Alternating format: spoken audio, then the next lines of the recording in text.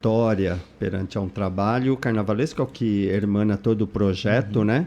O projeto, principalmente o visual da escola, aonde a gente inicia, né? Vamos dizer assim, após saída do término do desfile, se continua ou não, né, na escola. Então, há aquele período da recontratação, né? Porque a maior parte dos contratos são anuais.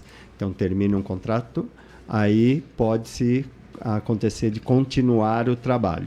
Após isso, a gente entra em assuntos na reunião com diretoria sobre o enredo, o que a escola irá falar durante o tempo daquele percurso até chegar na avenida, né? Qual será o enredo, ou seja, o tópico que iremos defender e falar.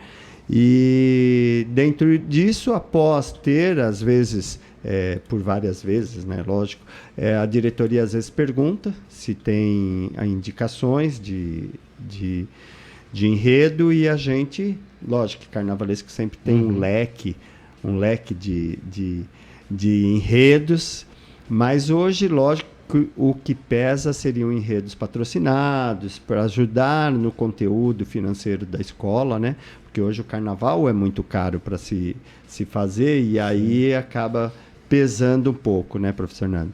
E aí a gente tem que absorver aquilo. Então, nem sempre o produto que está vindo, né, como patrocínio, a gente arranca. Aí como se diz, a viagem do carnavalesco, dependendo da história que precisa, que ela pode ser fictícia, ser histórica, conteúdos assim imaginários. Então a gente faz esse trabalho todo perante a essa montagem. Aí começa exatamente, após os estudos, fazer o começo, meio e fim, né, do desfile, ou seja, que a história tenha um começo, meio e fim, né? Tem uma linha imaginária de quem está assistindo poder entender totalmente o enredo, né? E principalmente os jurados, né? Que é o principal hoje para nós, né? E aí a gente vai desempenhando os pontos principais, o que vira carro alegórico, né? Alegoria, o que vira mestre e porta-bandeira, comissão de frente, e aí depois as alas, para que dá o andamento de começo, meio e fim dessa história do enredo que a gente proporcionou para aquele carnaval. Legal. Antes de você entrar no carnaval, ser um grande carnavalesco aí consagrado aí no mundo do samba aqui em São Paulo, qual que era a sua profissão e como que você entrou no mundo do carnaval? Quem foi sua inspiração? Você poderia contar um pouquinho para nós? Vamos lá, né? É longo, 45 anos de carnaval. Na realidade, sempre fui fissurado, né? Tendo um amor muito grande por carnaval desde pequeno. E aí tive a oportunidade, em 78, de desfilar numa escola próximo da minha casa, da residência, aqui em Santo André, a qual era a Estação Primeira.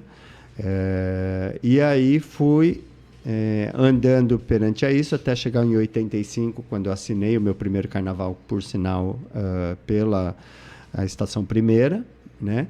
E aí fui desempenhando, né? Comecei como destaque também, em 85 mesmo, sendo destaque, estava passando como carnavalesco, né?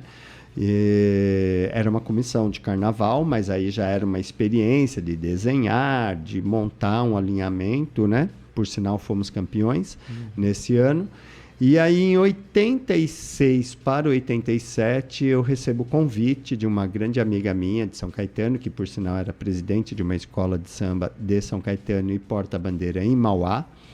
E aí ela por ser parente, né, da família que era do Camisa Verde e Branco, aí acabou tendo um convite para ir para lá. Então é bem os alinhamentos meio complicado, porque assim... eu sempre fui. Aí, né? Isso, eu fui, meu filho. Terrível, é longa as histórias, mas eu sempre fui, desde pequeno, salgueirense roxo.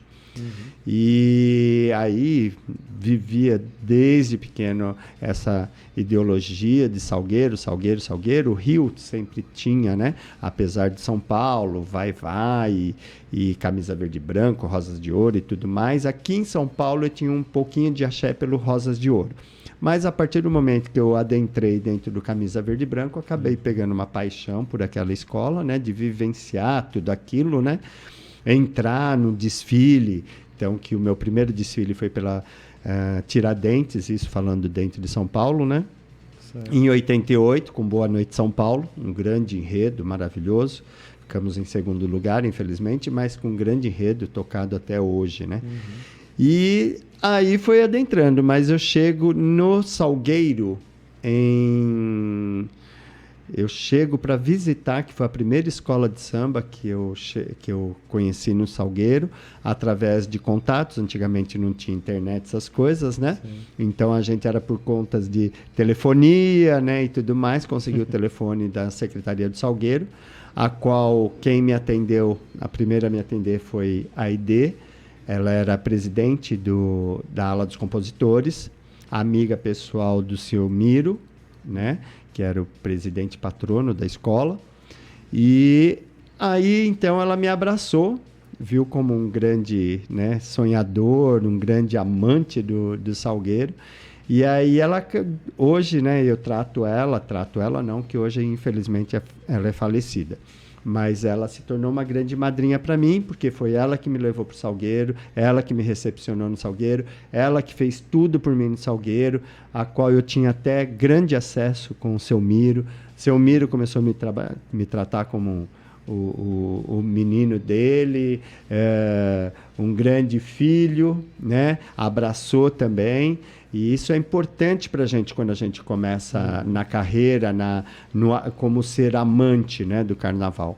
Enfim, voltando um pouco para São Paulo, aí eu entro dentro do Camisa Verde e Branco, acabo vivenciando tudo isso daí, 88 até 93. Foi grandes momentos áureos, né, de ser campeão ou vice, né?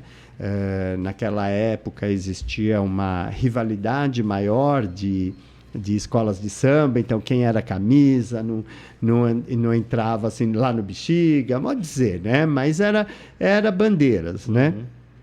Hoje mas as escolas assim, estão mais co-irmãs, hoje né? são bem mais co-irmãs, bem mais, isso eu falo e muito. Sim. Hoje eu estou vivenciando isso com as co-irmãs aí, ajudando bastante a Peruche com o meu carnaval lá.